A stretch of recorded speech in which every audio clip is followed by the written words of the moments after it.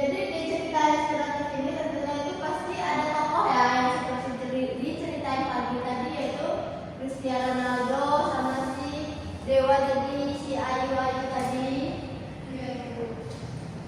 Jadi di cerita setiap tokoh itu pasti ada pesan moralnya untuk jadi motivasi kita untuk pembelajaran.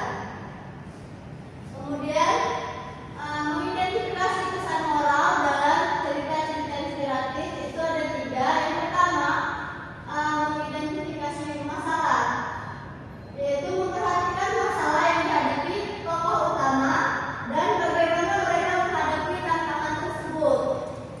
Kemudian menganalisis tindakan tokoh utama dan nilai-nilai yang mendasari perilaku. Dan yang terakhir itu menelusuri makna tersirat dalam cerita dan hubungannya dengan nilai-nilai moral yang ingin disampaikan. Kemudian, untuk menganalisis perubahan karakter dalam cerita inspiratif atau karakter tokoh itu ada 4. Yang pertama itu perubahan, dan yang kedua itu proses, yang ketiga alasan, dan yang keempat itu dampak.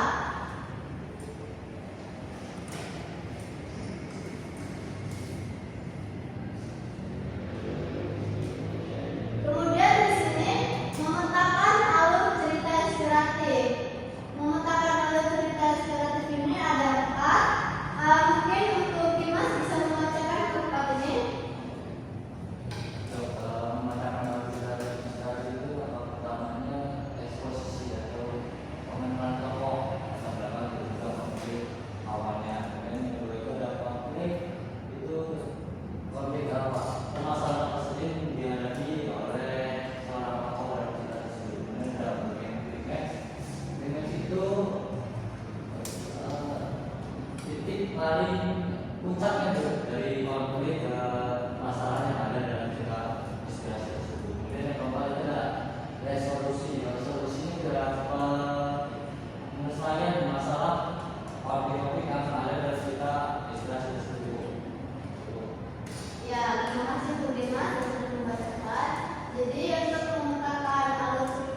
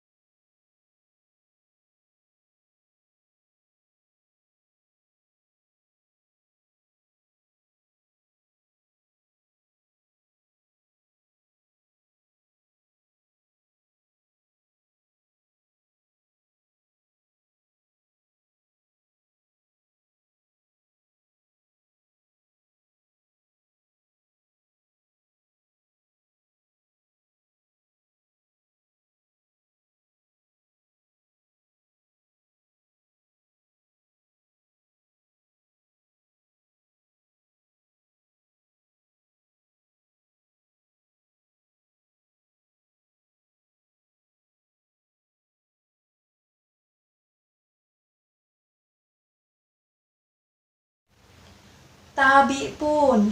Perkenalkan, nama saya Dewa Ayu Made Mary Cynthia dengan nomor NPM 2213041060. Saya di sini akan menjadi observer lisan dari saudari Nanda Salsabila yang sudah mempraktikkan keterampilan pembelajaran ke-6, yaitu keterampilan mengelola kelas. Saudari Nanda sudah mempraktikkan keterampilan ini dengan sangat baik. Dimulai dari yang pertama masuk ke kelas, memberikan salam pembuka, mengecek kehadiran atau melakukan presensi, dan yang selanjutnya itu memberikan pertanyaan pemantik kepada siswa mengenai materi yang akan dipelajari. Apakah siswa tersebut sudah pernah mendengar materi tersebut atau belum? Ya, selanjutnya saudari Nanda sudah memberikan peringatan atau teguran halus kepada siswa yang datang terlambat agar kedepannya hal tersebut tidak terulang lagi. Juga di saat kegiatan pembelajaran sedang berlangsung, saudari Nanda memperingati siswa-siswa yang tidak kondusif. Dalam artian tidak kondusif ini siswa malah mengobrol di saat kegiatan pembelajaran berlangsung atau malah ada yang bermain handphone. Nanda sudah memberikan peringatan juga teguran kepada siswa-siswa yang tidak kondusif tersebut agar bisa memperhatikan guru dan menyimak materi pembelajaran yang sedang dibahas. Saudari Nanda sudah mengelola kelas dengan sangat baik dengan cara menegur siswa, lalu memberikan kata-kata motivasi agar siswa terpacu untuk berubah menjadi orang yang jauh lebih baik dari sebelumnya. Baik, itu yang dapat saya sampaikan sebagai observer lisan. Saya tutup dengan sekian dan terima kasih.